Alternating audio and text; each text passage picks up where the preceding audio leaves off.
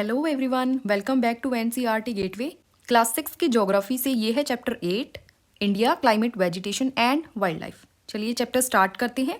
You read in newspapers daily and watch on TV और hear other talking about weather. आपने कहीं ना कहीं या तो न्यूज़पेपर में या फिर टीवी पे या किसी को बात करते हुए वेदर के बारे में ज़रूर सुना होगा। तो वेदर होता क्या है? You must know that weather is about day to day changes in the atmosphere. हमारा जो आसपास है, हमारा एटमॉस्फेयर है, उसमें जो डे टू डे चेंजेस आते हैं, ठीक है। चेंजेस किस किस में? वो चेंजेस या तो टेम्परेचर में हो सकते हैं, रेनफॉल में हो सकते हैं, या फिर सनशाइन में हो सकता है, ठीक है। जब टेम्परेचर में, रेनफॉल में, सनशाइन में हमको कोई चेंजेस देखने को मिलता है, उसको हम क्या बोलते हैं? वेदर बोलते हैं। तो वेदर बेसिकली क्या हुआ? Day to day changes. Okay, for example as such it may be hot और कोल्ड। जैसे हम कह सकते हैं आज बहुत गर्मी है या बहुत सर्दी है, ठीक है। आज ठंडा है, गर्म है। सनी और क्लाउडी, आज धूप निकली हुई है या फिर बादल छाए हुए हैं। विंडी और काम, आज बहुत हवा चल रही है या फिर नहीं चल रही है। You must have noticed that when it is hot continuously for several days you don't need any warm clothing। देखिए, अगर आप ये नोटिस करो कि जैसे लगातार कई दिन तक क्या हो रहा है, वेदर क्या है? हॉट है, गर्म है। तो क्या आप उस वेदर में आप गर्म कपड़े पहनना पसंद करोगे? नहीं, क्योंकि आउटसाइड वैसे ही बड़ा गर्म है, तो आप कपड़े कैसे गर्म पहन सकते हो, ठीक है। तो उस वक्त आपका क्या मन करेगा? आपका कुछ ठंडा खाने का या फिर ठंडा पीने का, ठीक है। ऐसा मन करेगा कि कुछ ठंडा खा लें या पी लें। In contrast there are days together you feel cold without woollen clothes when it is very windy and chilly. और ऐसे दिन भी आते हैं लगातार जब कैसा फील होता है? आपको ठंड फील होती है और आप बिना वुलन वाले क्लोथ्स के रह नहीं सकते, ठीक है। हवाएं बहुत ठंडी चल रही होती हैं। You would like have something to hot to eat. तब आप क्या खाना पसंद करते हो? तब आपको कुछ गर्म खाने का मन होता है, ठीक है। गर्मी में आप ठंडा पसंद करते हो और ठंड में आप गर्म खाना पसंद करते हो, राइट। बेसिकली मेजर सीजन जो इंडिया में रिकॉग्नाइज्ड हैं वो कौन कौन से हैं? सबसे पहले है कोल्ड वेदर सीजन, जिसे हम विंटर बोलते हैं। ये स्टार्ट दिसंबर से लेकर फरवरी तक होता है, 3 मंथ तक होता है, दिसंबर, जनवरी और फरवरी। नेक्स्ट है हॉट वेदर सीजन, जिसे हम समर सीजन बोलते हैं, जो मार्च या फिर मई से स्टार्ट हो जाता है। ओके, उसके बाद है साउथ वेस्ट मानसून सीजन, जो स्टार्ट होता है जून से और सितंबर तक रहता है। उसके बाद है सीजन ऑफ रीट्रीटिंग मानसून, इसके बारे में हम आगे पढ़ेंगे, ठीक है।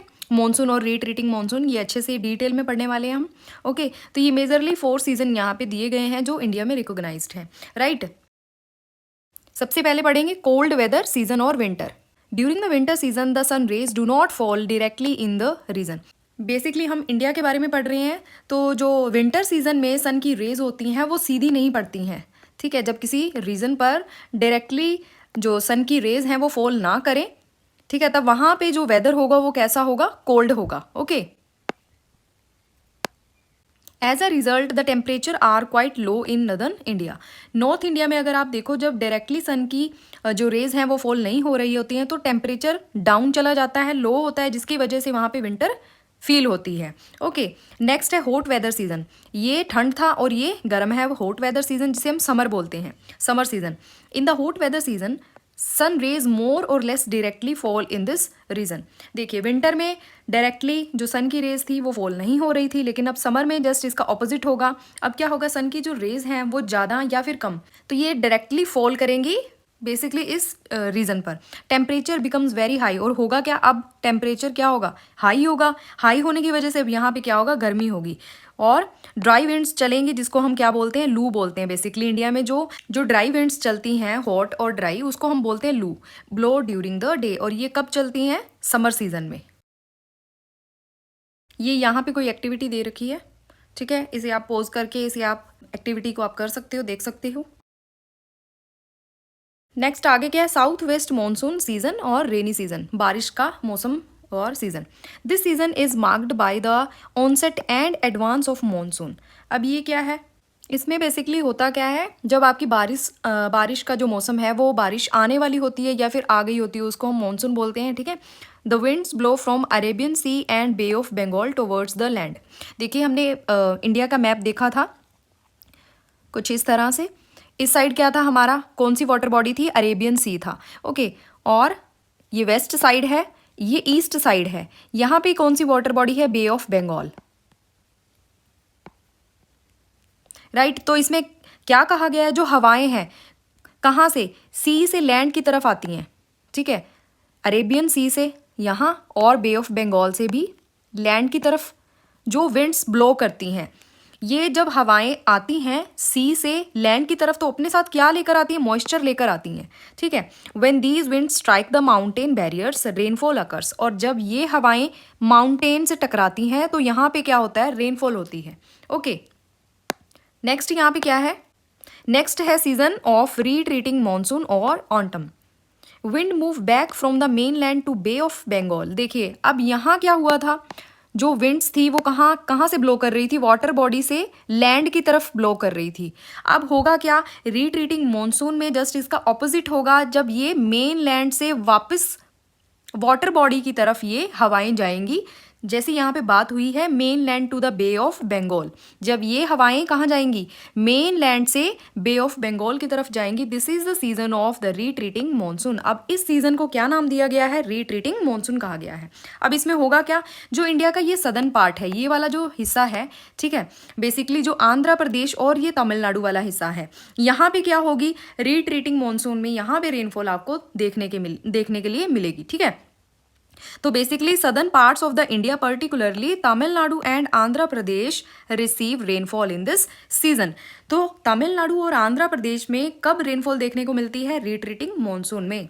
ओके, आगे देखते हैं। However the climate is about the average weather condition which have been measured over many year.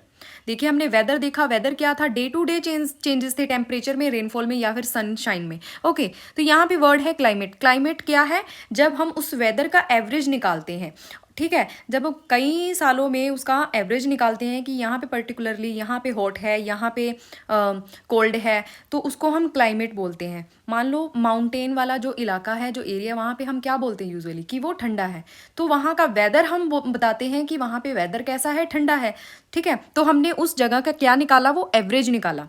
The climate of India has broadly been described as monsoon type. तो जो इंडिया का क्लाइमेट है उसको हम broadly कैसे describe करते हैं, monsoon type बोलते हैं। Okay, monsoon is taken from the Arabic word मौसम।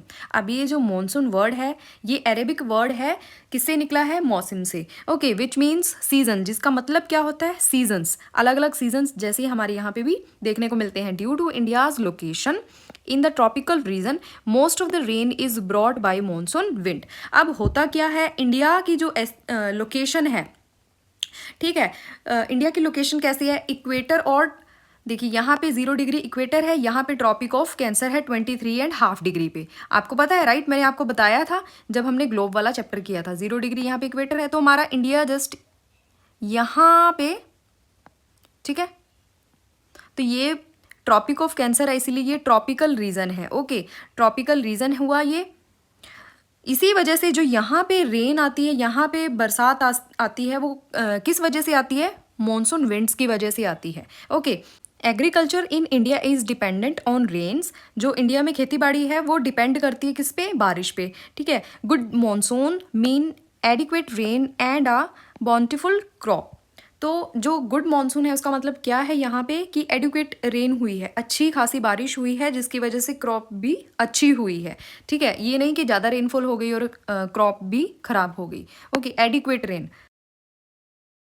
The climate of a place is affected by its location, altitude, distance from the sea and relief. अब किसी जगह का क्लाइमेट अफेक्ट करता है किस किस चीज़ों से, लोकेशन से, एल्टीट्यूड से, या उसका डिस्टेंस जो सी से कितना है, या फिर रिलीफ से। Therefore we experience regional differences in the climate of India. अब इंडिया में हमें इतना डिफरेंस देखने को मिलता है, रीजनल डिफरेंस किसमें, क्लाइमेट में, ठीक है। Jaisalmer and Bikaner in the desert of Rajasthan are very hot. जैसे ये दो पर्टिकुलर लोकेशन है, जैसलमेर और बीकानेर, कहाँ पे, राजस्थान में, ठीक है। ये डेजर्ट में है, थार डेजर्ट जो कि राजस्थान में है। तो यहाँ पे क्या है, ये रीजन कैसे हैं, वेरी हॉट हैं, बहुत गर्म है। While Dras and Kargil and Jammu and Kashmir are freezing cold. वहीं अगर हम जम्मू कश्मीर के ये दो लोकेशन द्रास और कारगिल देखें तो ये एक्सट्रीम कोल्ड है, यहाँ पे फ्रीज है पूरा, ठीक है। Coastal places like Mumbai and Kolkata experience moderate climate. अब ये कोस्टल प्लेसेस हैं, कोस्ट पे हैं, कोस्ट लाइन पर हैं, ठीक है। मुंबई और कोलकाता, यहाँ पे क्या एक्सपीरियंस होता है, क्लाइमेट मॉडरेट होता है, ना ज़्यादा गर्मी ना ज़्यादा ठंड यहाँ पे होती है। They are neither too hot not too cold. Being on the coast these places are very humid. अब ये कोस्ट पर है तो यहाँ पे जो प्लेस है ये ह्यूमिडिटी से भरे होते हैं, ठीक है। जो हवाएं आती हैं वो अपने साथ मॉइस्चर लेकर आती हैं, चिपचिपा यहाँ पे महसूस होता है, ठीक है। Mawsynram in Meghalaya receive the world's highest rainfall. अब एक जगह है मेघालय में माउंटेन राम, जिसको पहले चेरापूंजी बोला जाता था कि भारत में सबसे ज़्यादा जो बारिश होती है वो चेरापूंजी में होती है। अब माउंटेन राम नेम है उस जगह का, जो कि मेघालय में, यहाँ पे वर्ल्ड की सबसे ज़्यादा रेनफॉल यहीं पे रिसीव होती है। While in particular year it might not rain at all in Jaisalmer in Rajasthan. वहीं अगर हम राजस्थान के जैसलमेर में देखें तो यहाँ पे किसी किसी पर्टिकुलर ईयर में तो ऐसा होता है कि बारिश ही नहीं होती है, ठीक है। तो ये सब क्या थे, ये रीजनल डिफरेंसेस थे क्लाइमेट के हमारे इंडिया में जो देखने को मिलते हैं, जो हमें एक्सपीरियंस होते हैं यहाँ पे, राइट। आगे हम पढ़ते हैं natural vegetation. We see a variety of plant life in our surroundings. हमने बहुत सारे प्लांट्स देखे होंगे अपने आसपास, ठीक है, जो अपने आप ही उग जाते हैं, या फिर ऐसा बोल सकते हैं हम कि जिसमें ह्यूमन की इंटरफेरेंस नहीं होती। Okay, how nice it is to play in field with green grasses. हमें अच्छा लगता है ना जब हमारे आसपास ग्रीन प्लांट होते हैं, ग्रीन ग्रास होता है, तो वो बड़े अच्छे लगते हैं। There are also small plants called bushes and shrubs like cactus and flowering plants. बहुत सारी बुशेज भी हैं, श्रब्स भी हैं, जैसे कैक्टस है, कई फ्लावरिंग प्लांट्स भी हैं हमारे आसपास जो हमें देखने को मिलते हैं। Beside there are many tall trees, some with many branches and leaves like neem, mango, or some which stand with a few leaves such as palm. बहुत सारे बड़े बड़े हमने ट्रीज भी देखे हैं हमारे आसपास, जिनकी बहुत सारी ब्रांचेस होती हैं, बहुत ज़्यादा पत्ते होते हैं उन पे, जैसे नीम का पेड़ हो गया, मैंगो हो गया, और कई हमने ऐसे भी देखे हैं जो ऐसे ही खड़े हैं जिन पे पत्ते भी बहुत थोड़े हैं, जैसे कि palm. Okay, the grasses, shrubs and trees which grow on their own without interference or help from human being are called natural vegetation.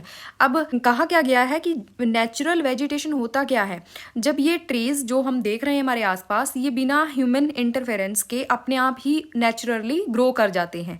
तो ह्यूमन इंटरफेरेंस होती क्या है, जैसे हमने उस प्लांट को नहीं उगाया है, ठीक है, हमने कोई वहाँ पे सीड को स्कैटर नहीं किया है, ना ही हमने वहाँ पे कुछ वाटरिंग की है, ना हमने उसको उगाया है, लगाया है, वो अपने आप ही नेचुरली वहाँ पे ग्रो कर रहे हो, तो उसको बोलते हैं natural vegetation. Do you wonder how this differ from each other. क्या आपको वंडर फील होता है कि ये एक दूसरे से कैसे डिफर हैं। Different type of natural vegetation are dependent on different climate conditions among which the amount of rainfall is very important. अब ये जो डिफरेंट टाइप के नेचुरल वेजिटेशन है, ये डिपेंड करते हैं अलग अलग क्लाइमेटिक कंडीशन पर या फिर रेनफॉल पर, ठीक है, ये डिपेंड करते हैं। Due to varied climate conditions India has a wide range of natural vegetation. India में हमने देखा रीजनल डिफरेंसेस देखने को मिले, क्लाइमेट डिफरेंस देखने को मिला, ठीक है। उस वेरिड क्लाइमेटिक कंडीशन की वजह से यहाँ पे जो नेचुरल वेजिटेशन है उसमें भी वाइड रेंज है। Okay, vegetation of India can be divided into 5 types. अब जो इंडिया का वेजिटेशन है, नेचुरल वेजिटेशन है, उसको फर्दर 5 टाइप में डिवाइड किया गया है। तो कौन कौन से हैं वो पढ़ लेते हैं हम। Tropical evergreen forest. पहला क्या है, ट्रॉपिकल एवरग्रीन फॉरेस्ट। ट्रॉपिकल क्यों यूज़ किया गया वर्ड, क्योंकि मैंने आपको पहले बताया था इंडिया के हाफ से ट्रॉपिक ऑफ कैंसर, ठीक है, वो पास करती है। तो रीजनल क्या है, ट्रॉपिकल रीजनल है हमारे इंडिया का। ओके, ट्रॉपिकल डेसिडियस फॉरेस्ट ये सेकेंड टाइप है। Thorny bushes, mountain vegetation and mangrove forest, ये 5 टाइप से यहाँ पे इंडिया के नेचुरल वेजिटेशन को डिवाइड किया गया है। तो धीरे धीरे हम इन सब के बारे में अब पढ़ने वाले हैं। सबसे फर्स्ट हम पढ़ेंगे tropical rain forest. Okay, tropical rain forest occur in the areas which receive heavy rainfall. अब ये इस टाइप के जो रेन फॉरेस्ट हैं, ट्रॉपिकल रेन फॉरेस्ट, ये कहाँ पे हैं, उस एरिया में है जहाँ पे बहुत सारी क्या होती है, बारिश होती है, हैवी रेनफॉल रिसीव होती है। दे आर सो डेंस, इतने ज़्यादा डेंस होते हैं that sunlight doesn't reach the ground. आप यहाँ पे पिक्चर में देखिए, ठीक है, ये डेंस आपको फॉरेस्ट देखने को मिल रहा होगा। ये इतने ज़्यादा घने जंगल हम इनको बोल सकते हैं कि जो सनलाइट होती है वो नीचे तक, लैंड तक तो जा ही नहीं पाती, ठीक है। तो इस वजह से ये क्या होते हैं, बड़े डेंस होते हैं। मैनी स्पीसीज ऑफ ट्रीज, यहाँ पे बहुत सारी प्रजातियाँ हमें ट्रीज की देखने को मिलती हैं, ठीक है, ऐसे फॉरेस्ट में which shed their leaves at different times of the, जो अपने ये जो वृक्ष हैं ये अपने पत्तों को अलग अलग टाइम पर क्या करते हैं, शेड करते हैं। अलग अलग टाइम मतलब ईयर के अलग अलग टाइम पर करते हैं। ओके, साल में कई बार अपने पत्तों को ये शेड कर देते हैं। Therefore they always appear green and are called evergreen forest. As you may notice in figure 8.1। तो इसी वजह से ये क्या करते हैं, साल में कई बार पत्ते झड़ जाते हैं, फिर आ जाते हैं, इनके ये डेंस होते हैं, इसी वजह से इनको क्या बोला जाता है, एवरग्रीन भी बोला जाता है इनको। ओके, जैसे आपने अभी फिगर में इसको देखा ही होगा। Important trees found in these forest are, जो मेन यहाँ पे ट्रीज बताए गए हैं एवरग्रीन फॉरेस्ट में, ट्रॉपिकल रेन फॉरेस्ट में कौन कौन से, मोहागनी, एबनी और रोजवुड, ये कुछ ट्रीज हैं जो इस तरह के जंगलों में पाए जाते हैं। Andaman and Nicobar island, part of north eastern state and narrow strip of the western slope of the western Ghat are home of these forest. अब ये जो एवरग्रीन फॉरेस्ट है ये कौन कौन सी लोकेशन पर पाए जाते हैं, अंडमान निकोबार आइलैंड हो गया, कुछ पार्ट किसका हो गया, नॉर्थ ईस्टर्न स्टेट्स का हो गया, ठीक है, कुछ पार्ट हो गया वेस्टर्न स्लोप का, तो यहाँ पे ये फॉरेस्ट पाए जाते हैं। नेक्स्ट है tropical deciduous forest. Okay, in a large part of our country we have this type of forest. हमारी कंट्री के सबसे ज़्यादा पार्ट पर कौन सी फॉरेस्ट पाए जाते हैं, ये ट्रॉपिकल डेसिडियस फॉरेस्ट पाए जाते हैं। These forest are also called monsoon forest. अब इनको और क्या बोला जाता है, मॉनसून फॉरेस्ट भी बोला जाता है। दे आर लेस डेंस, अब ये कम घने होते हैं, ठीक है। They shed their leaves at a particular time of the year. अब साल में कुछ ऐसा एक पर्टिकुलर टाइम आता है जिसमें ये अपने पत्तों को झाड़ देते हैं, शेड कर देते हैं अपने लीव्स को। Okay, important trees of these forest are sal, teak, peepal, neem and shisham. ये कुछ मेन यहाँ पे ट्रीज दिए गए हैं जो डेसिडियस फॉरेस्ट में पाए जाते हैं। They are found in Madhya Pradesh, Uttar Pradesh, Bihar, Jharkhand, Chhattisgarh, Orissa and in parts of Maharashtra. तो इन पर्टिकुलर रीजन में ये पाए जाते हैं, एमपी में, यूपी में, बिहार, झारखंड, छत्तीसगढ़ और उड़ीसा, और कुछ कुछ किसका पार्ट, महाराष्ट्र के पार्ट में भी ये ट्रॉपिकल डेसिडियस फॉरेस्ट पाए जाते हैं। देखिए यहाँ पे ये पिक्चर में देखिए आप, ये ट्री के क्या हो रहे हैं, लीव्स शेड हो रहे हैं, ठीक है। ये देखिए बड़े बड़े ट्रीज हैं लेकिन ये इतने डेंस नहीं हैं। ओके, ये ट्रॉपिकल डेसिडियस फॉरेस्ट है। नेक्स्ट है थोर्नी बुशेस। थोर्नी मतलब कांटेदार झाड़ियाँ जिसको हम बोलते हैं। This type of vegetation is found in dry areas of the country. Dry area जहाँ पे सूखा है, ठीक है, ज़्यादा रेनफॉल देखने को नहीं मिलती है, वहाँ पे ये कंट्री के ड्राई एरियाज में ये पाए जाते हैं थोर्नी बुशेस। जैसे राजस्थान का कुछ एरिया हो गया, ठीक है, थार डेजर्ट है जो सूखा, वहाँ पे हो गया, हरियाणा पंजाब का कुछ पार्ट हो गया। The leaves are in form of spines to reduce the loss of water. जो ये पत्ते हैं इनकी जो किस फॉर्म में, स्पाइंस की फॉर्म में है जो वाटर को कम लॉस होने देते हैं। ओके, जैसे कैक्टस हो गया, खेर हो गया, babool, kikar are important and are found in the state of Rajasthan, Punjab, Haryana, eastern slope of western Ghat and Gujarat. अब ये जो थॉर्नी बुशेस वाले ट्रीज हैं ये देखने को कहाँ मिलते हैं, ये ड्राई एरिया में मिलते हैं, राजस्थान, पंजाब, हरियाणा और ईस्टर्न स्लोप और वेस्टर्न घाट के गुजरात में देखने को मिलते हैं। ओके, नेक्स्ट यहाँ पे है माउंटेन वेजिटेशन। अब जो पहाड़ों पे पाए जाते हैं, okay, a wide range of species is found in the mountains according to the variation in height. Height के वेरिएशन के अकॉर्डिंग अब माउंटेन्स में अलग अलग टाइप के यहाँ पे स्पीशीज देखने को मिलेंगी आपको। विद इंक्रीज इन हाइट, जैसे जैसे हाइट बढ़ती है वैसे वैसे टेम्परेचर क्या होता है, फॉल्स होता है, गिरता है। At a height between 1500 metre and 2500 metre most of the trees are conical in shape. अब ये जो ट्रीज होते हैं ये कॉनिकल होते हैं, ऐसे होते हैं ये शेप में। ओके, ठीक है। These trees are called coniferous trees. अब इनको क्या बोला जाता है, कॉनिफेरस ट्रीज बोला जाता है। कॉनिकल इनकी शेप होती है और इनमें कौन कौन से ट्री होते हैं, chir, pine, deodar are important trees of these forest. ये कुछ मेन ट्रीज हैं जो इन फॉरेस्ट में पाए जाते हैं। नेक्स्ट है mangrove forest. These forest can survive in saline water. Saline water जो नमकीन पानी होता है उसमें भी ये सर्वाइव कर जाते हैं, ऐसे ये कुछ जंगल है, ठीक है। They are found mainly in Sundarban. ये मैनग्रूव जो फॉरेस्ट है ये वहीं पे देखने को मिलते हैं आपको वेस्ट बंगाल में, ठीक है, west Bengal and in the Andaman Nicobar island में भी ये आपको देखने को मिलते हैं। Sundari is well known species of trees in mangrove forest. अब मैनग्रूव फॉरेस्ट में जो सबसे ट्रीज की जो वेल नोन स्पीसी है वो क्या है, सुंदरी है।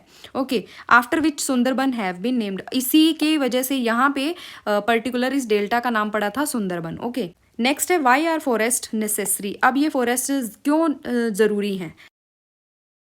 Forest are very useful for us. हमें पता है जंगल हमारे लिए बहुत ज़रूरी है, they perform various functions, plants release oxygen that we breathe and absorb carbon dioxide. हमें पता है जब फोटोसिंथेसिस प्रोसेस होती है प्लांट्स की तो वो हमें ऑक्सीजन देते हैं, और ठीक है हम ऑक्सीजन को ब्रीथिंग प्रोसेस में यूज़ करते हैं, इनहेल करते हैं, और प्लांट एब्जॉर्ब करते हैं कार्बन डाइऑक्साइड को। Okay, the roots of the plants bind the soil. जो रूट्स होती हैं, जड़ें होती हैं प्लांट्स की, वो जड़ें मिट्टी को जकड़ के रखती हैं, बाइंड करके रखती हैं।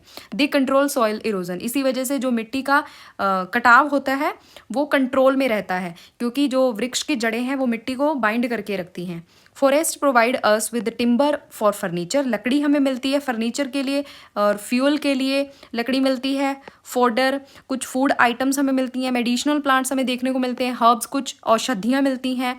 ठीक है, हनी हो गया, गम हो गया, ये सब हमें कहाँ से मिलता है? ये सब हमें फॉरेस्ट से मिलता है, ट्रीज से मिलता है। तो इसीलिए फॉरेस्ट ज़रूरी है हमारे लिए। Forest are the natural habitat of wild life. अब जो जंगली जानवर हैं जो जंगलों में रहते हैं उनका अपना एक नेचुरल हैबिटेट है, ठीक है, हम उन्हें उनका घर कह सकते हैं। फॉरेस्ट उन वाइल्ड लाइफ के लिए उनका अपना एक हैबिटेट है। Natural vegetation has been destroyed to a large extent because of reckless cutting of trees. अब ये जो नेचुरल वेजिटेशन है ये हार्म हो रही है, इसको हम डिस्ट्रॉय कर रहे हैं। कैसे डिस्ट्रॉय कर रहे हैं? हम डे बाई डे हम क्या कर रहे हैं? कटिंग ऑफ ट्रीज कर रहे हैं, जंगल काटे जा रहे हैं बहुत बड़ी बड़ी मात्रा में। तो ये नेचुरल वेजिटेशन ये डिस्ट्रॉय हो रही है। We should plant more trees and protect the existing ones and make people aware of the importance of trees. हमें क्या करना चाहिए? हमें जंगलों को काटना नहीं चाहिए, हमें ट्रीज को कट नहीं करना चाहिए, हमें और ग्रो करने चाहिए, और ट्रीज लगाने चाहिए।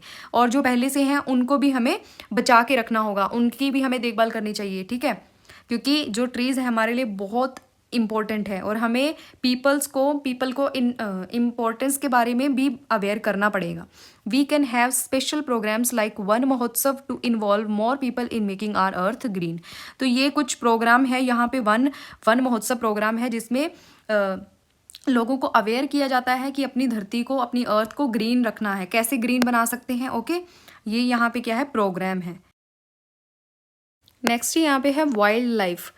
Forest are home to variety of wild life. Forest, ये जंगल क्या है? जैसे मैंने पहले बताया था आपको, जो जंगली जानवर हैं जो जंगलों में रहते हैं उनके लिए उनका ये होम है। There are thousands of species of animals and a large variety of reptiles, amphibians, mammals, birds, insects and worms which dwell in the forest. अब यहाँ पे ये इतनी सारी प्रजातियाँ यहाँ पे बताई गई हैं। ठीक है, बहुत सारे जानवर यहाँ पे देखने को मिलते हैं। Reptile, amphibian, mammals, birds, insect, छोटे छोटे, ठीक है, कुछ कीड़े मकोड़े होते हैं। एम्फीबियन जो पानी में भी रह लेते हैं, धरती पर भी रह जाते हैं। रेप्टाइल्स जैसे कि छिपकली वगैरह हो गई, सांप हो गए। मैमल्स, जो मैमल्स में बेसिकली ह्यूमन बीइंग भी आते हैं। ओके, बर्ड्स, ये सारे क्या हैं? ये फॉरेस्ट में रहते हैं, यहीं पर वाइल्ड लाइफ इनका ये घर है forest. Okay, the tiger is our national animal. तो हमारा नेशनल एनिमल क्या है? टाइगर है। Okay, it is found in various part of country. बहुत सारे पार्ट्स में ये हमारी कंट्री के में पाए जाते हैं। गिर forest in Gujarat is the home of Asiatic lines. Asiatic lines का जो घर बोला जाता है, कहाँ पे है वो? गिर फॉरेस्ट। कहाँ पे है ये? गुजरात में।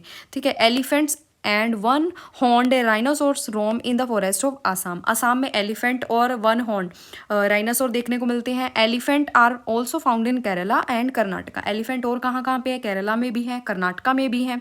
Camels and wild asses are found in the great Indian desert and the Rann of Kutch respectively. जो इंडिया का डेजर्ट है, थार डेजर्ट है, या जो रण ऑफ कच्छ है, वहाँ पे ऊंट की वैरायटी देखने को मिलेगी आपको। Okay, wild goats, snow leopards, bears etcetera are found in the Himalayan region. अब ये जो जंगली वाइल्ड गोट्स हैं, स्नो लेपर्ड्स हैं, बियर्स हैं, ये कहाँ पे हैं? ये ठंडे इलाके में देखने को मिलेंगे, जो हिमालय का रीजन है वहाँ पे देखने को मिलते हैं। Besides these many other animals are found in our country such as monkey, wolf, jackal, nilgai, cheetah etcetera. और भी कई प्रजातियां हैं एनिमल्स की जो हमारे ये कंट्री में देखने को मिलती हैं। India is equally rich in bird life. India में एनिमल्स तो है ही हैं, बर्ड्स भी बहुत सारे हैं। The peacock is our national bird. पहले हमने नेशनल एनिमल देखा, टाइगर था, अब नेशनल बर्ड हमारा क्या है? Peacock. The peacock is our national bird. Other common birds are parrot, pigeon, myna, geese, Bulbul, ducks, ये और भी बर्ड्स हैं जो हमारे इंडिया में देखने को जिनकी वैरायटी मिलती है। There are several bird sanctuaries which have been created to give birds their natural habitat. बहुत सारी बर्ड सेंचुरीज हमारे इंडिया में बनाई गई हैं। क्यों बनाई गई हैं? उनको नेचुरल हैबिटेट उनका बनाया गया है बर्ड्स का रहने के लिए। Okay, these provide the birds protection from the hunters. अब जंगलों में शिकार करने के लिए भी कहीं जाते हैं, ठीक है, तो ये सेंचुरीज क्यों बनाई गई हैं? ताकि उन बर्ड्स को प्रोटेक्शन मिल सके। किनसे? हंटर से। Okay, can you name 5 birds that are commonly found in your area. ये यहाँ पे एक्टिविटी है कि आप उन 5 बर्ड्स के बारे में बताओ जो आपके कॉमन एरिया में देखने को मिलती हो। Okay, there are several hundred of species of snakes found in India. बहुत सारी स्पीसीज यहाँ पे स्नेक्स की बहुत सारी प्रजातियाँ देखने को मिलती हैं, जिनमें से यहाँ पे नाम है cobra and kraits are important among them. ये 2 वैरायटी आपको बताई है यहाँ पे, cobra and krait. Okay, due to cutting of forest and hunting several species of wild life of India are declining rapidly. कि डिक्लाइन हो रही है बहुत सारी ऐसी वाइल्ड लाइफ स्पीसीज आपकी हॉन्टिंग की वजह से, कटिंग ऑफ फॉरेस्ट की वजह से, ठीक है। Many species have already become extinct. Extinct का मतलब होता है ख़त्म ही हो जाना। बहुत सारी ऐसी स्पीसीज हैं जो बिल्कुल ख़त्म ही हो गई हैं। In order to protect them many national parks, sanctuaries and biosphere reserves have been set up. इनको बचाने के लिए बहुत सारे क्या बनाए गए? नेशनल पार्क बनाए गए हैं, सेंचुरीज बनाई गई हैं, बायोस्फीयर रिजर्व्स बनाए गए हैं। Okay, the government has also started project tiger and project elephant to protect these animals. अब इंडिया में टाइगर की जो स्पीसी है वो डिक्लाइन हुई है, एलिफेंट की डिक्लाइन हुई है। इनको बचाने के लिए गवर्नमेंट ने प्रोजेक्ट स्टार्ट किया, project tiger and project elephant. Can you name some wild life sanctuaries of India and locate them on map. क्या ये भी एक्टिविटी आपकी क्वेश्चन है? क्या कुछ वाइल्ड लाइफ सेंचुरीज आप बता सकते हो, उन्हें मैप में दिखा सकते हो? You can also contribute in conserving wild life. आप भी कंट्रीब्यूट कर सकते हो इस वाइल्ड लाइफ को बचाने के लिए, कंजर्व करने के लिए। You can refuse to buy things made from parts of the bodies of animals. आप कैसे अब आप कंट्रीब्यूट कर सकते हो? आप उन प्रोडक्ट्स को खरीदना बंद करो, रिफ्यूज़ करो जो कि किसी एनिमल्स के बॉडी पार्ट से बन रहे हो, या फिर उनकी बोन से बन रहे हो, हॉर्न से बन रहे हो, फर से, स्किन से, या फिर फेदर्स से बन रहे हो। ऐसी चीज़ों को अगर आप खरीदोगे नहीं तो बनाने वाला भी नहीं बनाएगा, क्योंकि जब कोई खरीदने वाला नहीं होगा तो फिर बनाने वाला क्यों बनाएगा?